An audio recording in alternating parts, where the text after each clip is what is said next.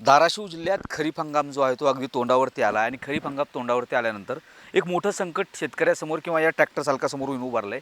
आपण आता ह्या ट्रॅक्टर बघत बघतो की ही ट्रॅक्टर आता सध्या नांगरणीची दिवस आहेत, खरीप हंगामाच्या पूर्वतयारीचे दिवस आहेत. मात्र ही ट्रॅक्टर उभा आहेत, त्याला कारण असं आहे, ह्याला लागणारं डिझेल जे आहे, डिझेल आणि पेट्रोलची टंचाई धाराशिव जिल्ह्यात गेल्या 5 ते 6 दिवसापासून आहे आणि त्यामुळं या टंचाईचा फटका कुठेतरी या सगळ्या ह्यांना बसतो. त्यामुळे ही कामं सोडून ट्रॅक्टर जे आहे ती उभा केलेत. आपले हे सगळी ट्रॅक्टर चालक आहेत, त्यांना विचारूया नेमकं त्यांची समस्या काय, किती दिवसापासून डिझेल टंचाई आहे? एक 10-15 दिवसाला डिझेल टंचाई आहे. ट्रॅक्टरवाले इकडे गेले, ट्रॅक्टरमध्ये तेलच नाही.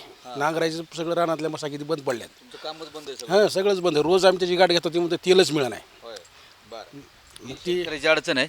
काय नेमकं तुमची कशी ट्रॅक्टरची परिस्थिती आता आम्ही दररोज पंपावर जातो. 1 तास 1.5 तास लाईनला थांबतो. पंपावर नंबर आला की एक 10 लिटर नाही तर 1000 रुपये डिझेल देतात. एकरी 10-12 लिटर डिझेल नांगरायला लागतं.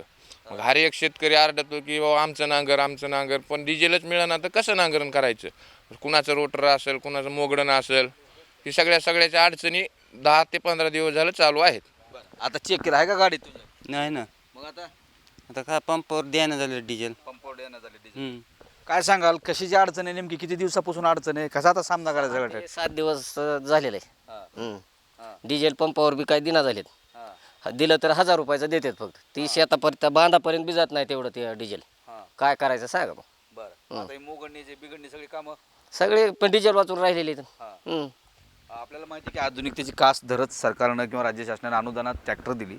ट्रॅक्टर मार्फत सगळी शेती केली जाते आता आणि गावगाड्यावरती शेतीचा कारभार आता ट्रॅक्टरवरती बराचसा येऊन टेपला आहे. मात्र यांनाच डिझेल पुरवठा होत नाही आहे, त्यामुळे ही कामं यांची मशागतीची ठप्प झालेली आहेत. आता ही ट्रॅक्टर जर अशी ठिकाणी उभा असेल तर मशागतीची कामं खरीप तोंडावरती कधी सुरू होणार हा एक मोठा प्रश्न आहे. त्यामुळे प्रशासन ज्या पद्धतीनं दावा करते की पेट्रोल डिझेल शिल्लक आहे, पेट्रोल डिझेल शिल्लक असेल त्या शेतकऱ्यांना काम मिळत नाही, हा एक मोठा प्रश्न या निमित्तानं उपस्थित होतो आहे.